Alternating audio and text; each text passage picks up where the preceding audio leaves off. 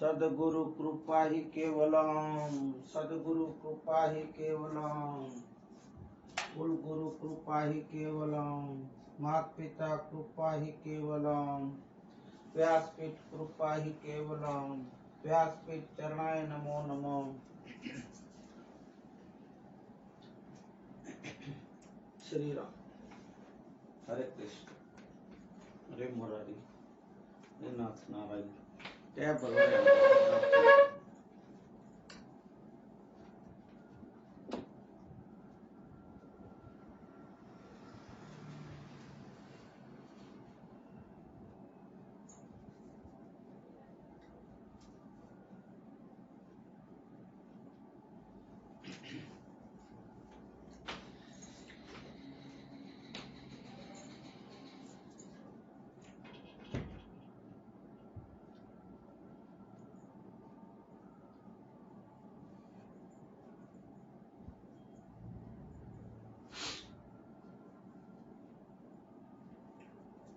वक्रतुंड महाकाय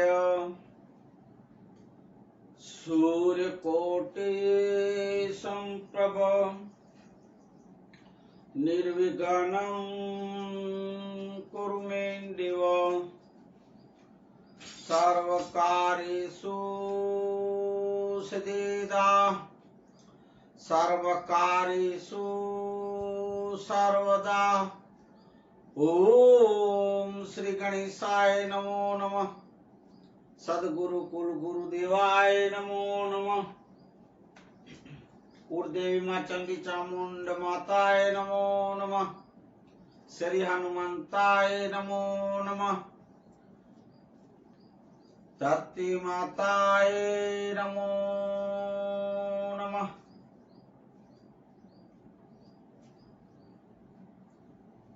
गुरुर् ब्रह्मा गुरुर्विष्णु गुरुर्देवो महेश्वरम् गुरुर्साक्षात्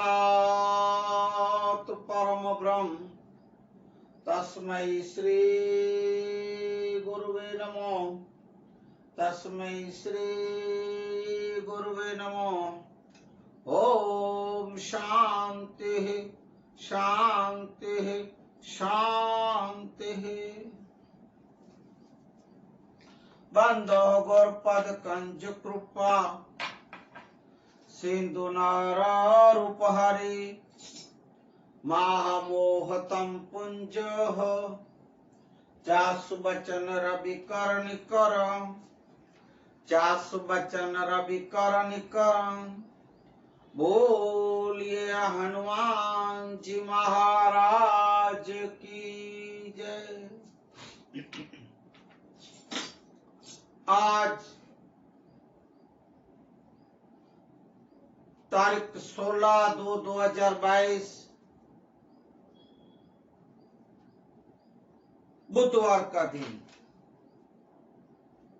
बुधवार का दिन मना भगवान बुद्ध, भगवान महावीर और डॉक्टर बाबा साहेब अम्बेडकर को स्मरण करने का, अनमोल वचनों को स्मृति में लाने का दिन बुधवार।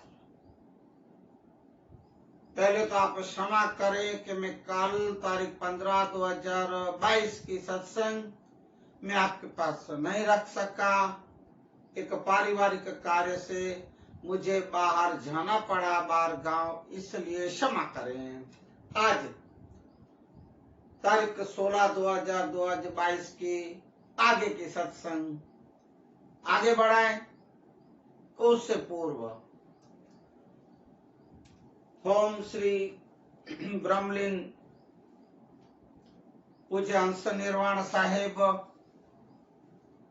ब्रह्मलीन परम पूज्य गंजीराम बापू, ब्रह्मलीन परम पूज्य संत श्री हमारे दामोदर बापू, हमारे सदगुरु पूज्य मोरारी बापू, हमारे सर के ताज, और आप सर्वे संतों भक्तों जिज्ञासु जनों के चरणों में डॉक्टर अशोक महेश्वरी का कोटि कोटि वंदन नमन। जय सियाराम, हरिओम। इसके साथ साथ हमारे महेश्वरी मेघवार समाज को, पूज्य धनी मातंग देव डाडाओं को, चारे धाम समाधियों को,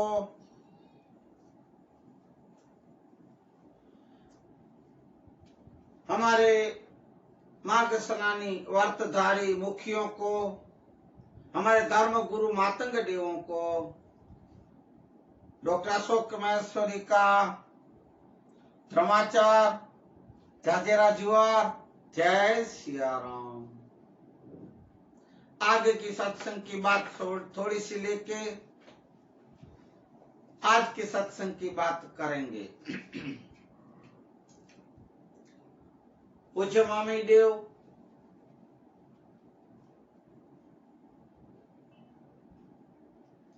बड़सर गांव जाम अबड़ा जी के वहां से आके सीधे अपने गांव गुरपादर आए थे। वहां थोड़े दिन रुकने के बाद पूज्य मामी देव अपने बेटे मेघानंद जो 12 साल का तप करने गढ़ गोमली वहां गए थे बेहड़ा पर्वत पे। पूज्य मामी देव ने वहां बेटे को मिलने के लिए, बहुत समय हो गया इसलिए गए नहीं थे, तो सोचे उनके साथ साथ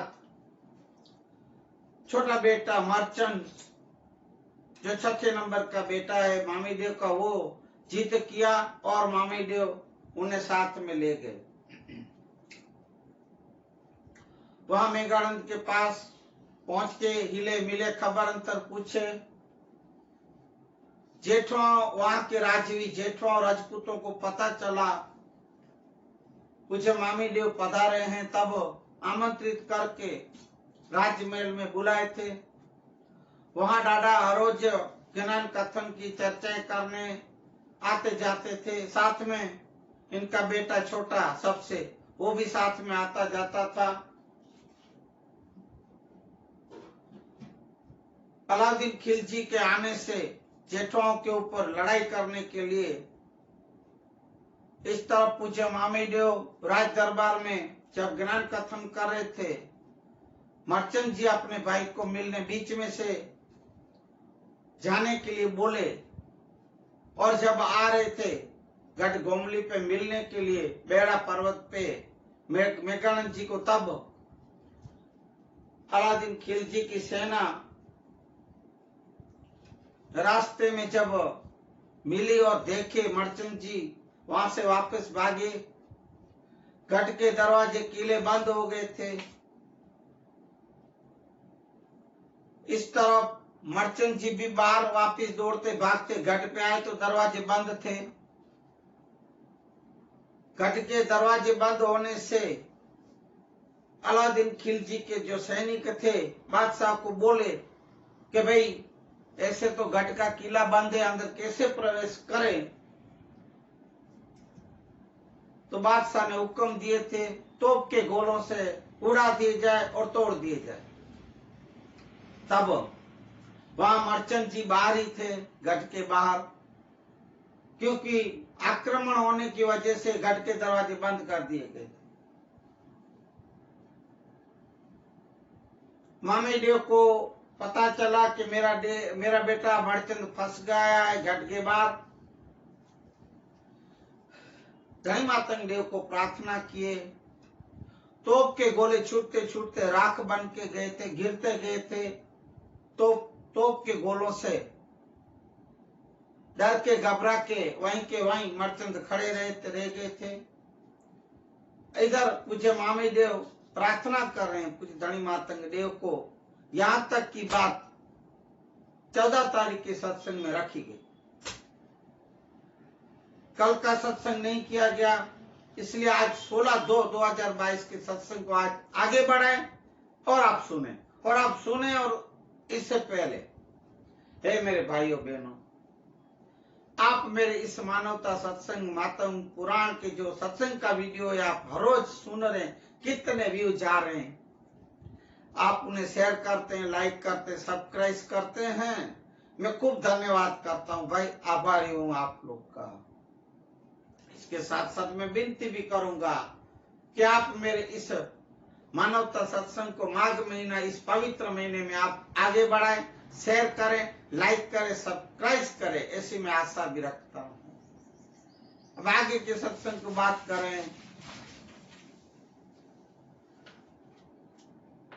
इस तरफ बादशाह के सैनिक तोप गोलों से गढ़ का दरवाजे को तोड़ने का तोप गोले छोड़ रहे हैं। कुछ मर्चेंट देव वहीं हैं, डर डर के वहीं खड़े हैं, बैठते हैं, उठते हैं, भागते हैं, ऐसा बचते रहते हैं। इस तरफ पूज्य धनीमत पूज्य क्षमा कर पूज्य मामी देव, पूज्य धनीमातंग देव, अलख देव को आराध किए, प्रार्थना करके स्तुति और स्मरण कर रहे हैं। हे डाड़ा, आप हमारे ऊपर कृपा करें, मेरे बेटे को बचाएं। पूज्य धनीमातंग देव की अब कृपा हुई। डस्टी तोप के गोले जैसे जैसे वहां जैसे घट के जाते थे, आग के गोले ऐसे ही जैसे ही गढ़ में लगे उससे पूर्व तो राख बन के गिर जाते थे। ऐसे मर्चेंट भी देखे, देव को याद कर रहे थे, स्मरण कर रहे थे। इधर धनीमातंग देव को पूज्य मामी देव स्मरण किए, मामी देव के क्षमा करे। पूज्य धनीमातंग देव की कृपा से आग के गोले जैसे आएंगे, जैसे जैसे आते थे वही राख होके गिर जाते थे। ऐसे पूरी रात तक तोप के गोले बरसते रहे, पर घट के एक कंकर भी नहीं गिरा। दरवाजा तो दरवाजे पर जो घट के होते हैं ना, किले का एक भी कंकर नहीं गिरा, कुछ भी नुकसान नहीं हुआ और मर्चेंट जी भी बच गए हैं। तोप के गोले बांध सुबह होने आई थी। इस तरफ सुबह देखे सैनिक आके, भाई पूरी रात तोप के गोले चलाए तो भी ना ये दरवाजे टूटे, ना गिरे और ना एक किले का एक भी कंकर भी नहीं गिरा। दीवार तो दीवार गिरने के उस पे, पर कंकर भी नहीं गिरा। सब देखे और ऐसे देखते देखते घट के बाहर राख के ढेर लग गए थे। जैसे ऐसे छोटा सा पर्वत हो गया, ऐसे राख के ढेर हो गए थे, एकदम ठंडी राख।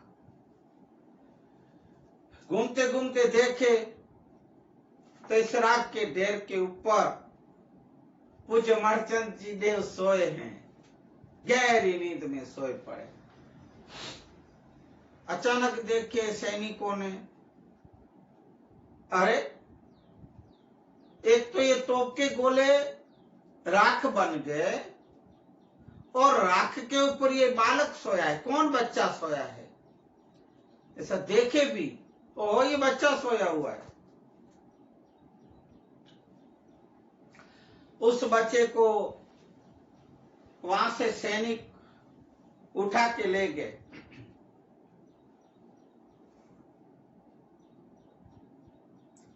बादशाह की सभा में लाए और बादशाह को बोले,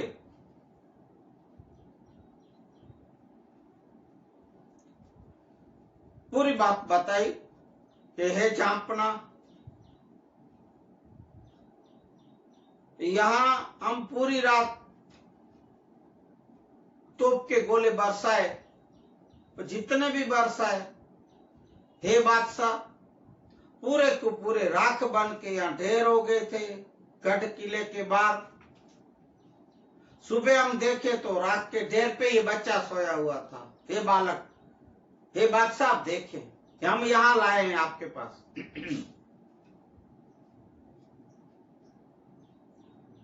सिपाहियों की बात सुन के बादशाह चौंक गया, आश्चर्यचकित हो गया।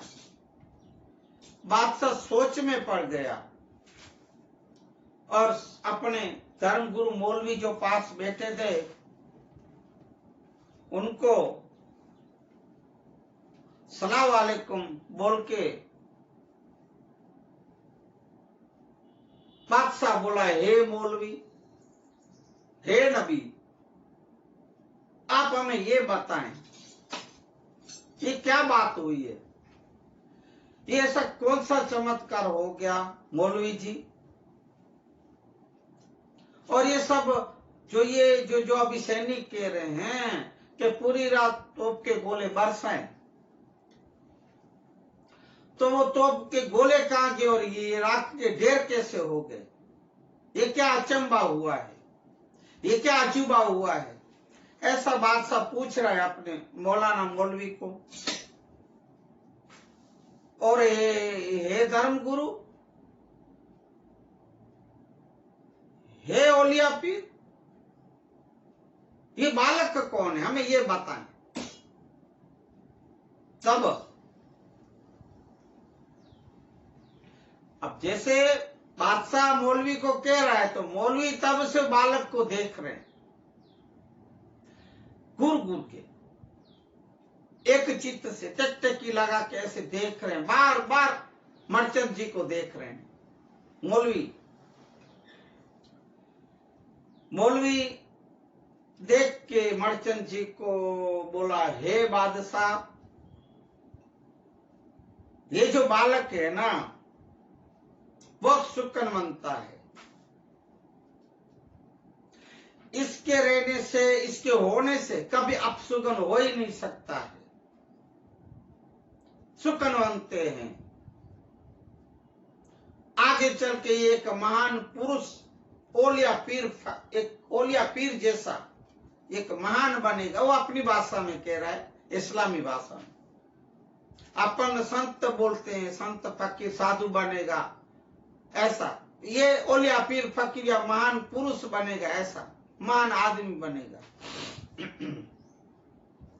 एक खमीरवंता, बहादुर, इसकी बहादुरी की नामना से इनकी नामना बढ़ेगी, बहादुरी से। अगर ये तेरे पास रह गया, अगर ये आप रख लिए बच्चे को, तो हे बादशाह, जिंदगी में कभी आपकी हार नहीं होगी, फतेह ही फतेह, जीत ही जीत होगी। अगर ये बेटा, ये जो बालक है आपको मिल गया तो।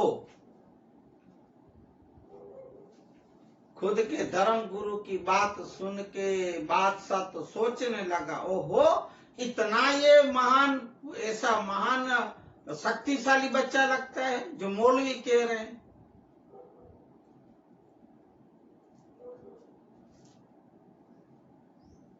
मौलवी की बात सुन के बादशाह ने हुक्म दिए, हे सैनिकों, आप शीघ्र ही जल्दी जाओ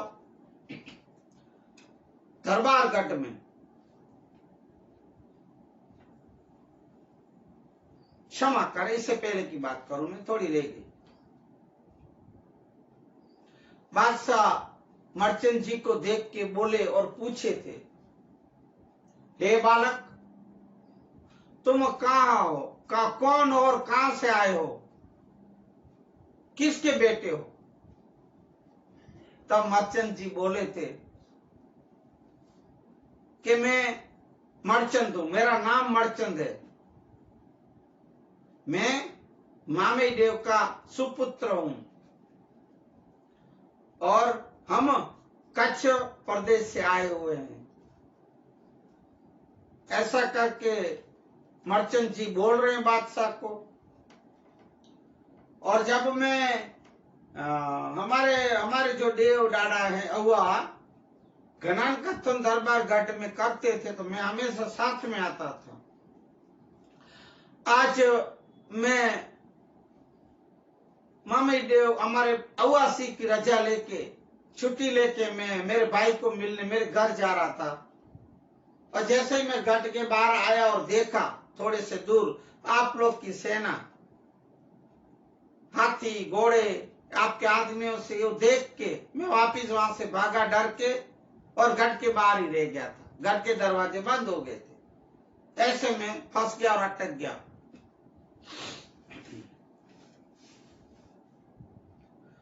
मच्चंद ने अपनी आप बीती कही, जो बात हो बनी वो बोले।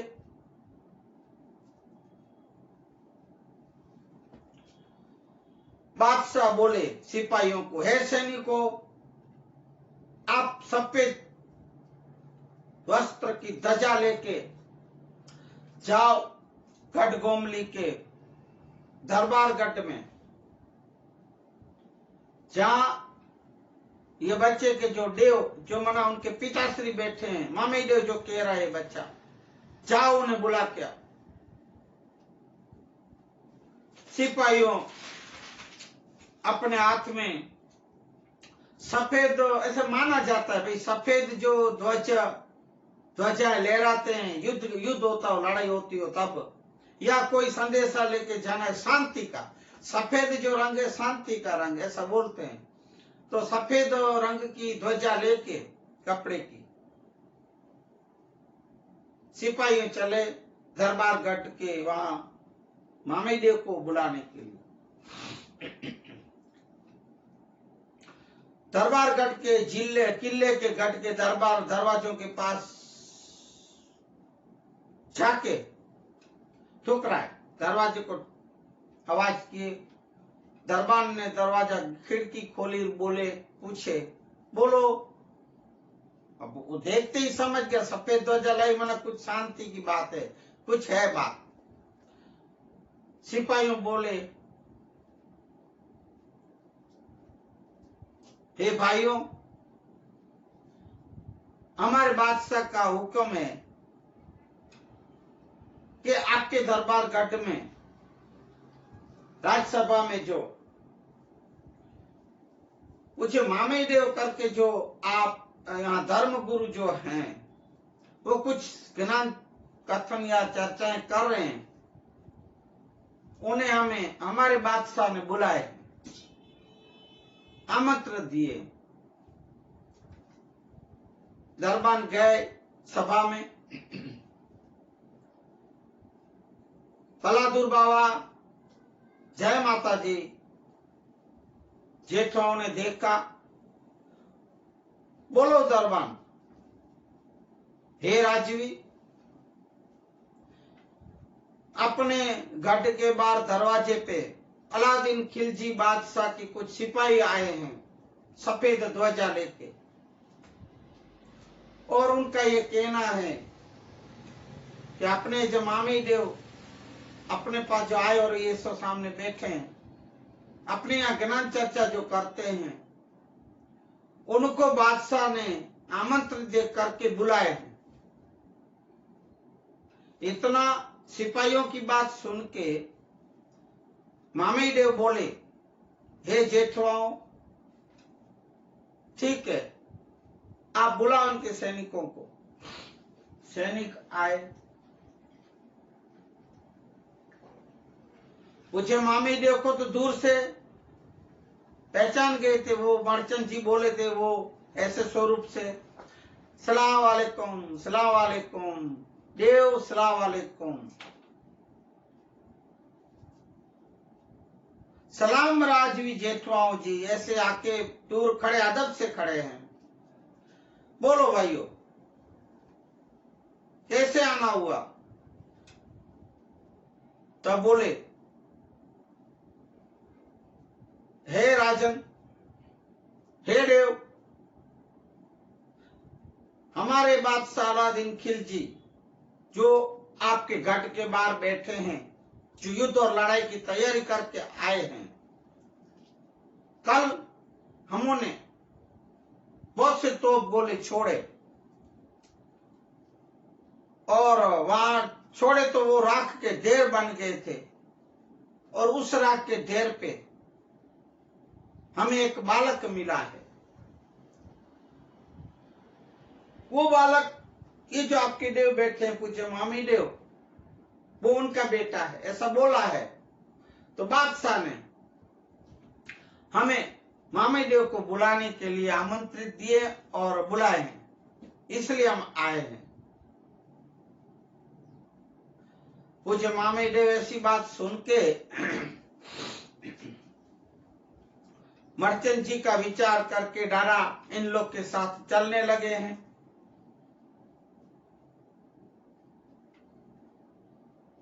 सैनिकों के साथ, बादशाह के सैनिकों के साथ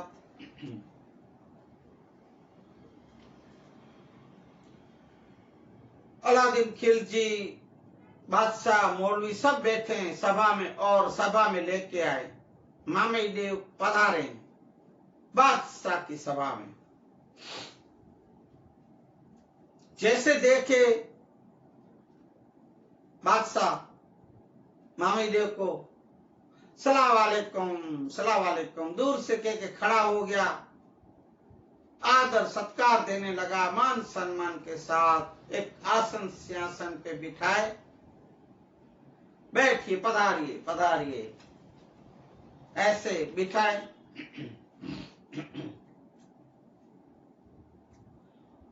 बिठा के बोले अदब से, हे मोमई देव। अब बेचारों को बोलना ना आवे ना इस्लामी, वो भाषा उनकी ऐसी। अब कोई कोई अभी भी मामी देव को अभी भी बहुत से हम सुनते हैं, यार किधर ये लोग बोलते हैं, कोई दूसरे जो भी दूसरे अन्य समाज जो मामी देव बराबर जिसको कहना ना आता हो, ऐसा बोलिए मोमई, मोमई देव, मोमई, ऐसा बोलते रहते। अब सीधी सी बात, मामई देव। तो अब बादशाह बोले, आप हमें कोई फरिश्ते लगते हैं, आप कोई खुदाई और महापुरुष, देव पुरुष लगते हो। आपके अंदर हमें खुदाई और सच्चाई नजर आती है। ऐसा ऐसा बादशाह पूज्य मामी देव का स्वरूप देख के बोल रहा है। इसलिए हम आपको अदब से, हम आपको प्रेम से विनती करके और हमारे मौलवी के कहने से, बताने से हम आपके पास अर्ज कर रहे हैं। ये गुस्सा होके, क्रोधित होके नहीं, बादशाह अदब से अर्ज कर रहा और बोल रहा है, विनती कर रहा है, हे देव पुरुष, हे खुदा के बंदे,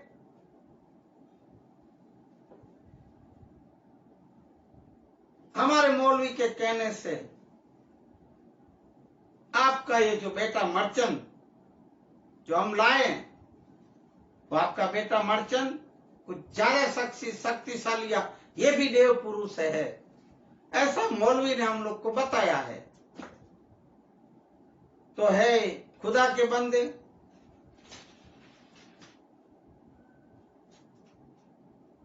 हम आपको ये कह रहे और मांग रहे हैं कि आपका ये जो बेटा है मर्चेंट, वो हमें किसी भी कीमत पे हर हाल में चाहिए। हम आपको विनती अर्ज करके मांग रहे हैं, ना कि छीन रहे हैं। और अगर आप तो समझते ही हो, और अगर आप नहीं भी देते, अगर एक बात है, अगर आप हम अगर चाहें तो आपके बेटे को उठा के भी ले जा सकते थे, पर हम मौलवी के कहने से ये देवता ही पुरुष है, ये भी खुदा के बंदे हैं, आप भी खुदा के बंदे, देव पुरुष हैं, ऐसे हमें लगा और हम देख रहे हैं, इसलिए खुदा के बंदे आप लोगों से आपके बेटे पे या हम आपके ऊपर कोई भी जोर जबरदस्ती करना चाहते भी नहीं है, करेंगे भी नहीं अगर और ये अच्छा भी नहीं लगता हमको भी। इसलिए आपका ये जो बेटा मर्चेंट वो हमें आप दे दे, सौंप दे।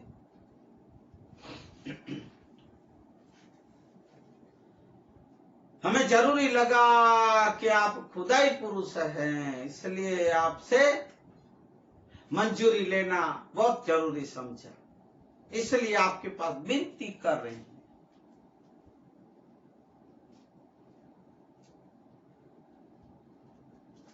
इसलिए आप हमें खुशी से आपका बेटा ये मर्चेंट हमें सौंप दे, ऐसा बादशाह कह रहा है। पूज्य मामेदेव बादशाह की बात सुन के सोच में पड़ गए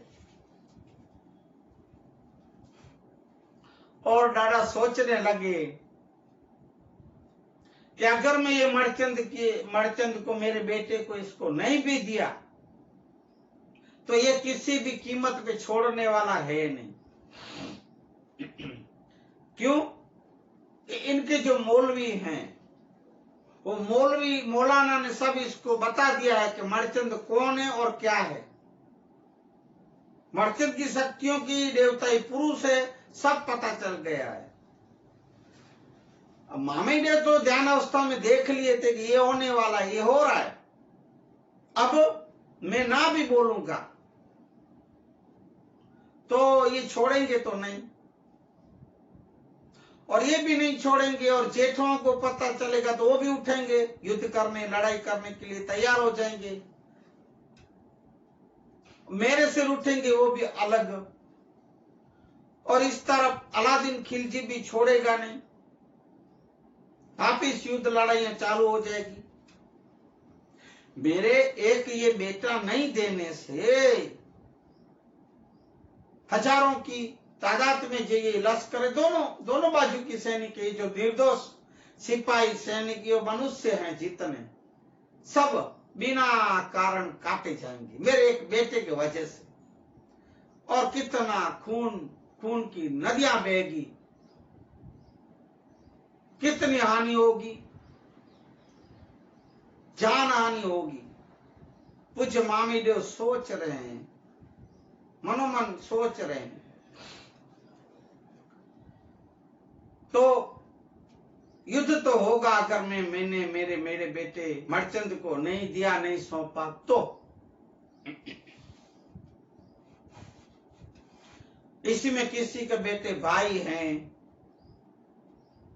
कोई बेटे हैं, कोई भाई है, कोई भर्तार है, कोई किसी के पति हैं, किस परिवार के आधार हैं, कितने निर्दोष मारे जाएंगे। मामीदेव बार बार सोच रहे हैं भाइयों, अरे भाइयों मैं क्या बात करूं।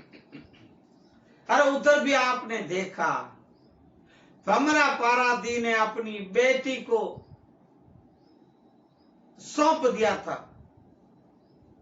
मेघानंद जी को, मेघानंद जी के शरीर को, अपनी बेटी का शरीर सौंप दिया था। इधर पूज्य मामीदेव ऐसा सोच सोच के अंदर अंदर पक्की कर रहे हैं बात कि मेरे बेटे का ये बलिदान तो देना पड़ेगा, कुर्बानी देनी पड़ेगी। मामीदेव सोच रहे हैं अगर मैं ऐसा नहीं किया तो कितनी जानहानियां होगी, कितने निर्दोष लोग मारे जाएंगे। अब देव पुरुष को नहीं लगे भाइयों तो किसको लगेगा? आप सोचो। इस जगत के तारणहार को अगर ममता और माया मार दी तो क्या होता? ऐसा क्यों मामीदेव ऐसा क्यों सोचे? ऐसे क्यों कमजोर विचार है देव को? देव पुरुष है ना भाइयों, संत पुरुष है ना, धर्म गुरु है। छोटी बड़ी बात तो है नहीं। मामई देव तो मामई देव। भाई भाई देखो आप इनके पूर्वज धनी मातंग देव, लुड़ंग देव, मातेई देव फना हो गए, फना समाज के बचाने के लिए, इस धरती पे अधर्म मिटाने के लिए। अब मामी देव सोच रहे हैं कि मेरा बेटा मरचंद तो देना ही पड़ेगा। और अगर ऐसा ना हुआ तो ये खून खराबा होगा। और मेरे 6 बेटे हैं, 5 बरोबर है मेरे बेटे। अब ये छठा भी तो मुझे तो बहुत प्रिय है ना, मेघाड़न है। 6 बेटे मुझे, पर सबसे ये छोटा है, मेरे संग संग रहता है। मुझे तो, अब किस माँ बाप को बेटा प्रिय न हो भाई। मरचंद तो मरचंद है। और अब एक बेटा मैं दान दे भी दिया तो कितने तो शहीद पहले भी वीर गति गए हैं इस धर्म के काज को, इस अधर्म को मिटाने के लिए, इस अत्याचारों को मिटाने के लिए। इतने जनों, हजारों की तादाद में खून बहने से बचाने के लिए कितने शहीद हो गए, वीर गति हो गए। तो मेरा एक बेटा दे दूंगा तो क्या होगा, ऐसा मामी देव सोच रहे हैं। मामी देव बादशाह को कहने लगे, हे बादशाह सुनो, अगर आप कहते हो बादशाह कि मेरा बेटा मर्चेंट मैं आपको दे दूं, ठीक है, तो हे बादशाह मैं ये कहता हूं कि मेरी एक शर्त है, मेरा एक नियम है, जो मैं बोलूं उसको तुम पालो, पालन करो, अमल में करो, तो मैं बोलूं वो तुम करोगे, मेरी बात पे रहोगे, तो बोलो वचन दो, कबूल है। मौलवी अब बादशाह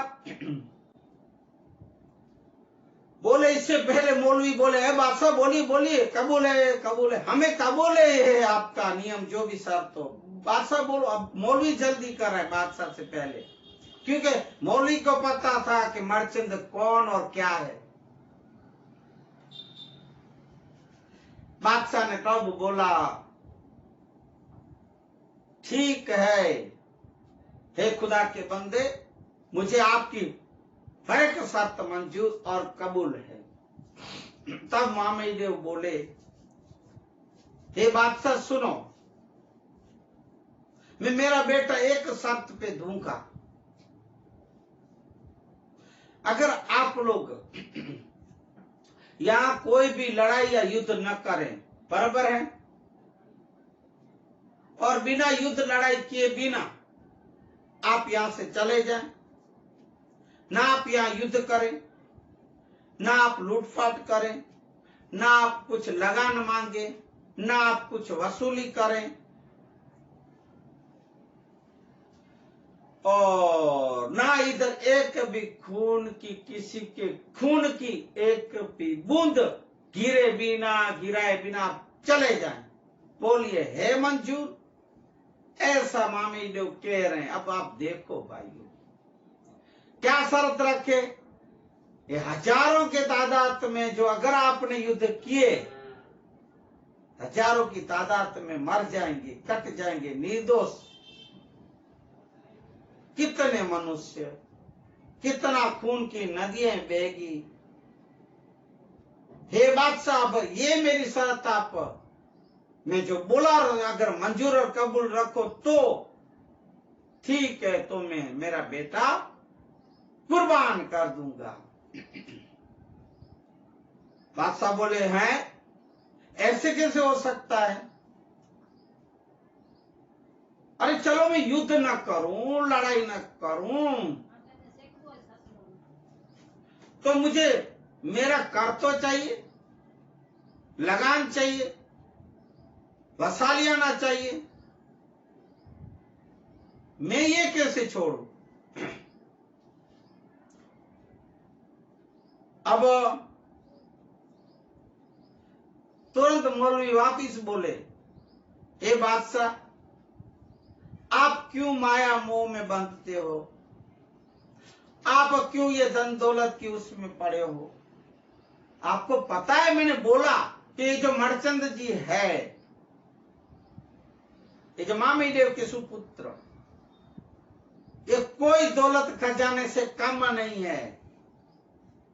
मैंने बताया भी कि हे बादशाह, ये जो लड़का और बेटा मिलने से आपकी कभी हार नहीं हो सकती, आप किधर झुक नहीं सकते, आपको कभी झुकना नहीं पड़ेगा। बादशाह, आप हाँ बोलो, अब छोड़ो आप ये लगान, ये वसूली, ये सब जेठों के पास है क्या? ऐसे ऐसे मौलवी मौलाना इनको समझा रहे हैं बादशाह को। ऐसा आप, अगर आप ऐसा करोगे और ऐसी ये बात आप जड़ पकड़ोगे, वो नाड़ा आप पकड़ के रखोगे बादशाह, तो जैसे मामी जो बोले कितने के खून बहेंगे, खून की नदियां जाएगी और निर्दोष हजारों में काटे जाएंगे, मारे जाएंगे। ये बादशाह आप कुछ तो सोचे, इसमें कोई फायदा नहीं, ना आपको, ना किसी को, ना जेठों को, ना मामी देव को, किसी को इसमें कुछ फायदा नहीं। दोनों तरफ से नुकसान नुकसान, जान हानियां है। मौलाना समझा रहे। तब बादशाह बोले, ठीक है, बादशाह मान गए। हे मामी देव, आपकी ये कबूल, ये शर्त मुझे मंजूर है, मैं वचन देता हूं, मैं वचन देता हूं। तो जैसे ही बादशाह ने मामी देव को वचन दिया, पास में खड़े मर्चेंट जी ने सुना और बोले, हे अव्वा, हे पिताश्री, आप मुझे कहां भेज रहे हैं इन लोग के साथ? ये कौन है? अब मर्चेंट जी को तो कुछ पता नहीं, वो तो अभी तो बच्चे थे।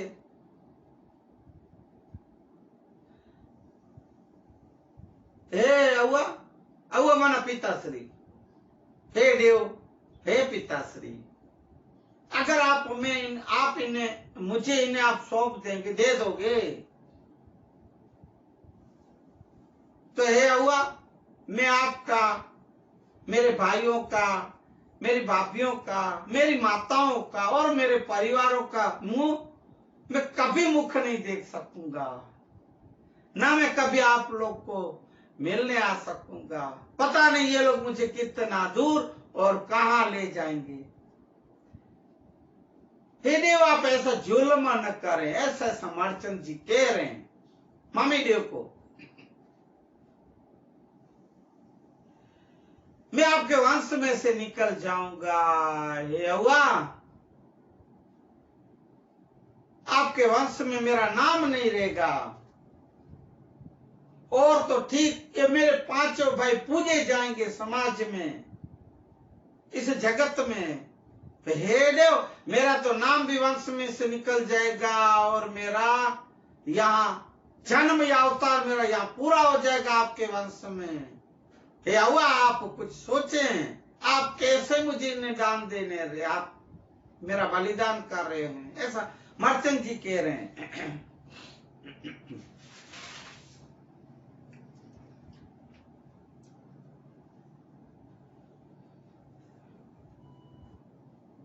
हे देव, आप ऐसा जुल्म न करें। अरे मैं एक तो आपका कितना लाडला प्यारा दुलारा बेटा हूं। हे देव, आप डरा मेरे ऊपर इतनी जास्ती न करें, मर्चेंट जी बार बार कह रहे हैं। मामी देव बोले, बेटा तू सुन, तू मेरा लाडला और प्यारा बेटा है ना मर्चेंट, तू खुद अभी अभी बोला, और तू बोलेगा मैं मेरा है ही लाडला बेटा, और मेरी बातों में मानने, मेरी बातों को रहने वाला, मेरे वचनों में रहने वाले हो ना बेटा। अब मर्चेंट जी इतने भी तो छोटे नहीं थे कि ना समझे। तो हे बेटा सुन, मैं तुझे आशीर्वाद देता हूं। और बेटा तुझे पता है, अरे तेरा एक बलिदान देने से, तुझे कुर्बान करने से, तू मेरा एक ही बेटा अगर मैं तुझे इन लोग को दे दूं, सौंप दूं, एक दान कर दूं, तो बेटा मैं तुझे आशीर्वाद देता हूं कि तेरा नाम युगो युग से एक गाया जाएगा, इतिहास में लिखा जाएगा, सोनेरी अक्षर से बोला जाएगा कि हजारों की तादाद में मनुष्यों की जान बचाने के लिए सैनिकों, सिपाहियों की खून बहने से, खून बहते रोकने से, जान आने से बचाने से मर्चेंट जी ने अपने पिता के वचनों पे रह के खुद का बलिदान दे दिया था। हे बेटा तेरा नाम अमर हो जाएगा इतिहासों में, एक युग नहीं बेटा, युगो युग से तेरा नाम बोला जाएगा। हे मर्चेंट तू मेरा बेटा है, तुझे पता है, अरे अपने पूछे धनी मातंग देव डाडा, मेरे तो पार डाडा, तेरे तो डाडा के डाडा थे, लोड़ंग देव पार डाडा, मैं तेरे डाडा माते देव, मैं तेरा पिता मामे देव, तेरे पांचों भाई, तेरी माताओं, अरे सबके नाम अपने वंशज के, पूर्वजों के युगायुग से बोलते रहेंगे, लिखे जाएंगे। मर्चेंट तेरी कभी अपकीर्ति नहीं होगी, अपयश नहीं होगी, तेरी कीर्तियां गाई जाएगी, तेरा यश और मान बढ़ेगा, नाम तेरा अमर रह जाएगा बेटा। हे मर्चेंट तेरे एक जाने से इतनी जाने बच जाएगी। मामी देव भी कह रहे और मर्चेंट भी कह रहे हैं, दोनों संवाद चल रहा है बाप बेटे में। तो हे बेटा मैं दादा धनी मातंग देव के पास भी प्रार्थना करता हूं कि तेरे जीवन में कभी कोई भी, अभी भी इस जन्म में तुझे कभी दुख नहीं होगा, तेरा मान सम्मान बढ़ेगा, यश कीर्तियां बढ़ेगी, तेरी नामना बढ़ेगी बेटा। मैं फिर से दादा के पास भी, अलख देव पास भी प्रार्थना करता हूं और मैं आशीर्वाद देता हूं। और अब इसके बाद अपना ये भी जन्म, मेरा या तेरा जो अवतार है, और बेटा मैं तुझे वचन देता हूं अभी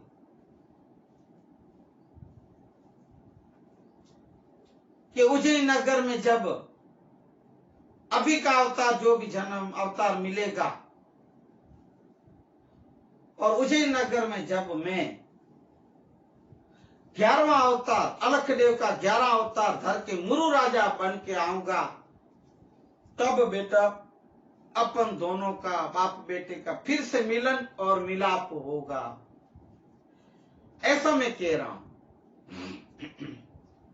हे बेटा जन्म मरण तो लगा रहता है, आना जाना लगा रहता है, तू कहा नहीं समझता, तू कितने मेरे साथ बैठा था, ज्ञान कथन सुनता था, तुझे तो सब पता है बेटा, अपन मातंग देव के वंश के हैं, इसलिए मेरा 11 अवतार जब होगा तब अपना मिलन उज्जैन नगरी में होगा, ऐसा देव कह रहे मामी देव।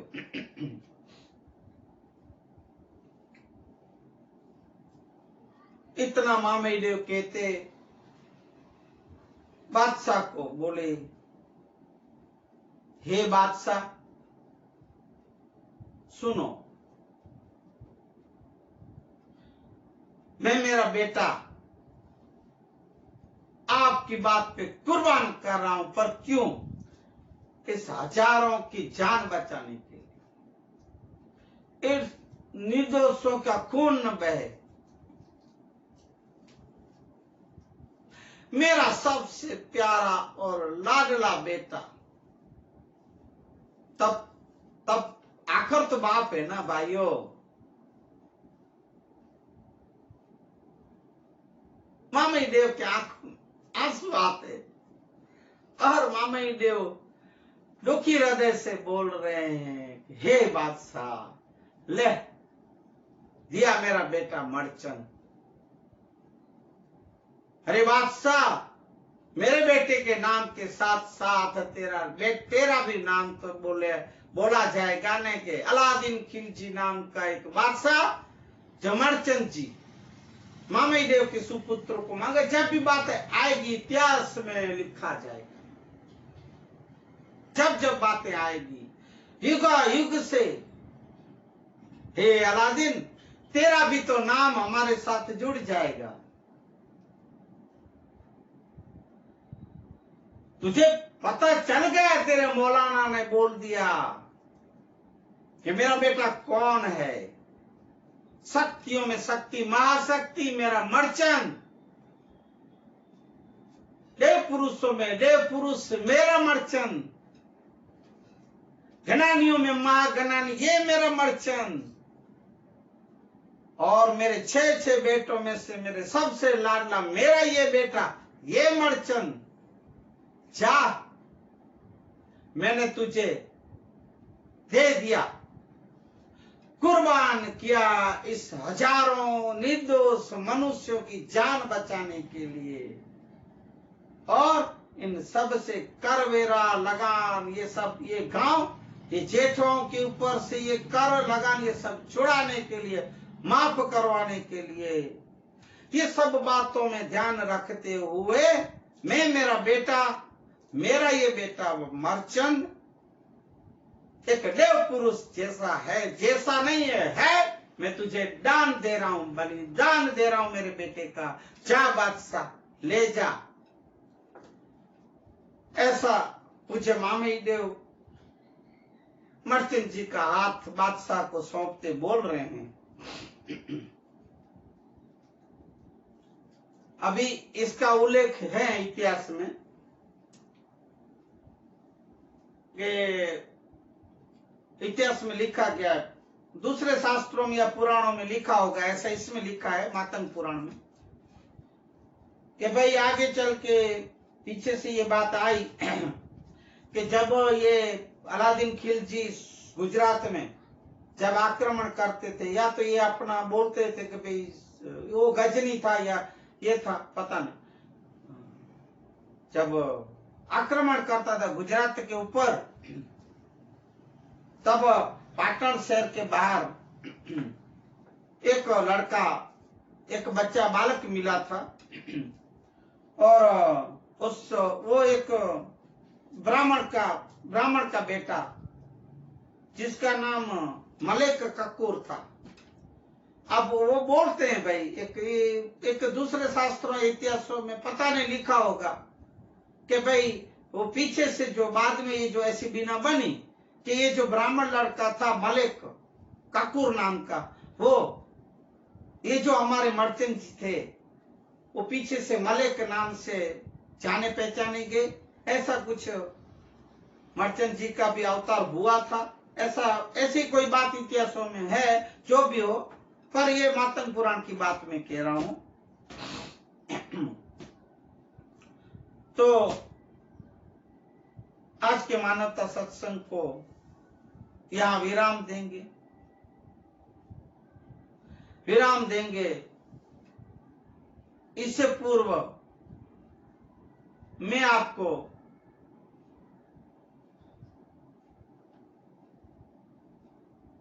भगवान बुद्ध को स्मरण करने का आज कहूंगा। महावीर भगवान के जो भी आपके पास पहले अनमोल वचन रखे गए हैं, तो वो भी आप उन्हें सुने, ध्यान दें, अमल में उतारें, और बाबा साहब के तो मैं हमेशा बोलता हूं, जैसे हमारे सदगुरु के 2 वचन हमेशा बोलता हूं, जोर देता हूं उस बातों पे कि शिक्षित बनो, संगठित बनो, संघर्ष करो।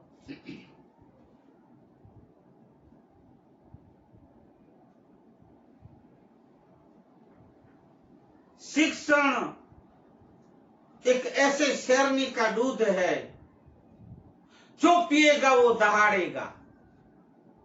शिक्षण, शिक्षा मना जो अपन क्या बोलते, एक पढ़ाई, अभ्यास, जो पढ़ते हैं, विद्या जो प्राप्त करेगा, शिक्षा जो प्राप्त करेगा, वो ऐसा दूध है, ऐसी शेरनी का दूध है। ऐसा ये जो दूध शेरनी का, ऐसे शिक्षा नाम की शेरनी का दूध अगर जो कोई पिएगा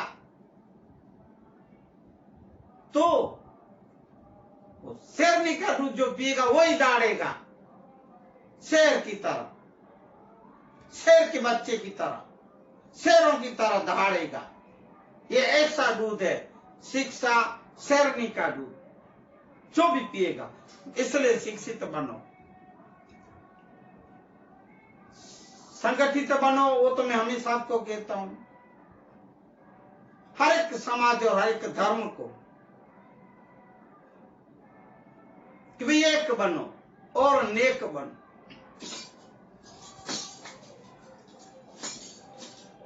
एक बनो और नेक बनो, फिर संघर्ष करो। और ज्यादातर हम मैं देख भी रहा और सुन भी रहे हैं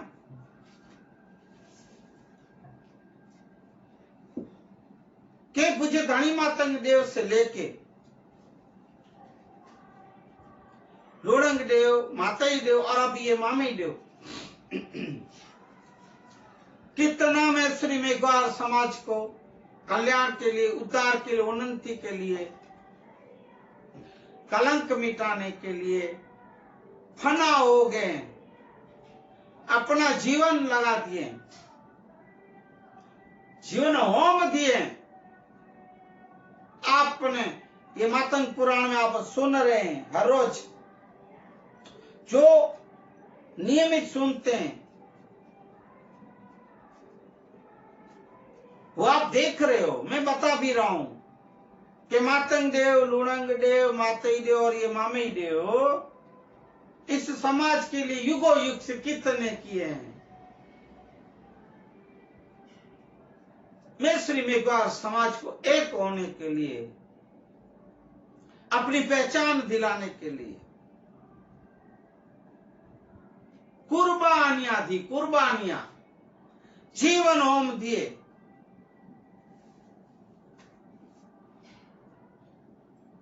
बाबा भी यही कह रहे हैं। अभी बाबा साहब तो अभी थे 125-150 साल पहले। डॉक्टर अंबेडकर, जय भीम, जय भीम। संघर्ष करो, हर एक धर्म, एक समाज के सब हो कि एक बनो, ना कोई हिंदू, ना मुसलमान, ना ईसाई, ना क्रिश्चियन, ये न वो, सब एक और नेक बनो। समानता, बंधुता, बाबा साहेब के बंधारण में पहले यही लिखा गया और बोला गया है, समानता रखो, अलगतावाद न करो, जाति भेद मत करो, भेदभाव न रखो, एक बनो, संगठित बनो। सिर्फ मैं ज्यादातर तो मैं सिर्फ एक बार समाज जिसको दलित कहे गए हैं, मामी देव, धनी मातंग देव के वक्त से सिंबरिया, जाखरिया, ढेड, शूद्र, अभी दलित, हरिजन शब्द अभी बोलने में एक सुप्रीम कोर्ट ने भी एक कड़ी कायदो लगा दिया कि हरिजन बोलने से भी सजा हो सकती है। ये जो शब्द से आप लोग को उपनाम देते जाते थे, पर इस सब से ऊंचे का ऊंचा नाम और पदवी दिए पूज्य धनी मातंग देव मेघवारों की, हे सिंबरी और जाखरिये, तुम अब से मेघ को जब पार्थिवों को छुड़ाए मेघवार हो। इसके बाद अभी आप जो जिसकी बात चल रही है पूज्य मामी देव की, मामी देव ने महेश्वरी बनाए, वैस पंथ को अपनाने वाले, बारमती तीर्थ को अपनाने वाले, बारमती तीर्थ पे पाठ पे बैठने वाले आप लोग अभी से महेश्वरी हो। मैं महेश्वरी नाम का उपनाम देता हूं। मैंने बोला है ना, महेश्वरी मना महेश्वरी, महेश्वर को वरे हुए महेश्वरी, महेश्वर को अपनाने वाले, महेश्वर को पूजने वाले, महेश्वर धर्म के ऊपर चलने वाले, महेश्वर पंथ की बारमती तीर्थ पे बैठने वाले, कंगन भरवाने वाले। आज से आप लोग मेघवार में से महेश्वरी में देता हूं। मेरे दादा ने मेघवार बोले, मैं महेश्वरी, ऐसे ऐसे नाम से जो अभी फिलहाल आज के समय में आपको महेश्वरी कहा जाता है। और आप सब महेश्वरी है। मेरे महेश्वरी समाज के भाइयों बहनों, आप अपने देवों अवतार पुरुषों के और अपने बाबा साहब के विचारों को आप इन्हें अमल करें, इन्हें जीवन में उतारें। बाबा साहब बोले हैं, मैं फिर से कहूंगा, हमेशा कहूंगा और याद दिलाता रहूंगा आप लोग को कि मैंने ये जो कार्य किए हैं, बाबा साहब कह रहे हैं, जीवन भर मैंने जीवन लगा दिया, ये परिश्रम किया, इतनी मेहनतें की, कितनी मुसीबतें सहन की, कितने विरोधियों के साथ में लड़ा, झुमा हूं, इन लोग के सामने टक्कर लिए विरोधियों से। अमेरिका और लंदन में मैं मेरे इस पढ़ाई के लिए आप लोग को न्याय दिलाने के लिए मैं लंदन और अमेरिका में अर्ध भूखा रहा। आधा भूखा मेरी घरवाली जो थी, सम्यकदर्शिनी मेरी पत्नी, वो रमा भी आधी भूखी रहती थी। मैं मेरे जीवन का जो भी समय था मैं इसमें समर्पित किया आप लोगों के लिए। और आप लोगों के लिए मैं ये बंधारणीय अधिकार दिलाए हैं, संविधान जो लिखा और आप लोग को न्याय मिले, इसके लिए मैंने ये बंधारणीय अधिकार दिलाए हैं। मेरा जो अब ये क्रांति रथ है, बाबा साहब कहते हैं क्रांति रथ, कोई भी इस क्रांति रथ को पीछे ना हटाना। मेरे इस क्रांति रथ को कोई भी हालत में, कोई भी परिस्थिति में, कोई भी हालात में मेरे इस क्रांति रथ को अगर आप आगे बढ़ाओ तो बहुत अच्छी बात है। मेरी शक्ति और भक्ति तुम्हारे साथ है। अगर आप आगे न बढ़ाओ तो पीछे भी नहीं हटाना, वहीं के वहीं रहने देना, ऐसे बाबा साहब कह रहे हैं। ये बाबा साहब अम्बेडकर का अंतिम संदेश था। हे पूज्य धनी मातंग के दिए हुए उपनाम मेघवारों, हमारे मामई देव पूज्य देव के उपनाम जो आपको एक जाति दी गई, सम्मानित नाम महेश्वरियों, विशेष में आप एक बनो, संगठित बनो और फिर आप संघर्ष करो। मन आप कायदे कानून से लड़ो, न्याय मांगो, जहां अन्याय हो रहा है न्याय मांगो। मैंने जो आपको पहले भी बताया है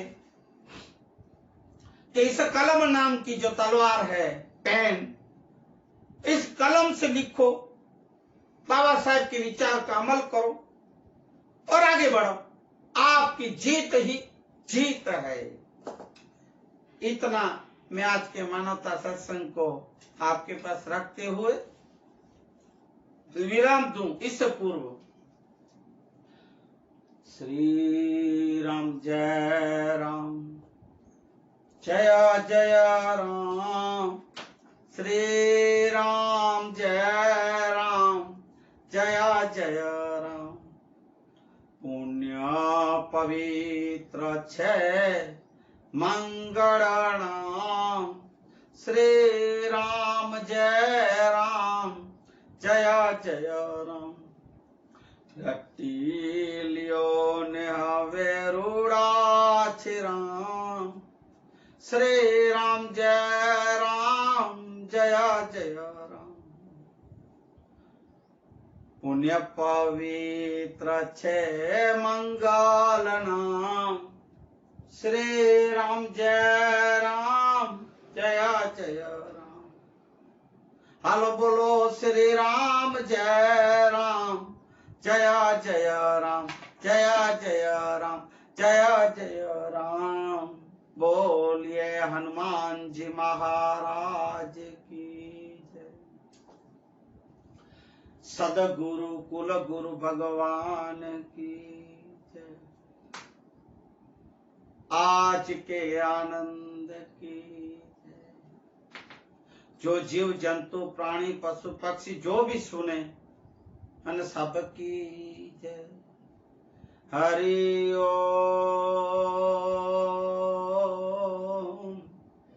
शांति शांति शांति शांति शांति। जय सिया राम। हरि ओम। श्री राम। हे प्रभु, हे हरि, हे मुरारी, हे नाथ नारायण, हे वासुदेवा। हरे कृष्णा हरे कृष्णा हरे कृष्णा।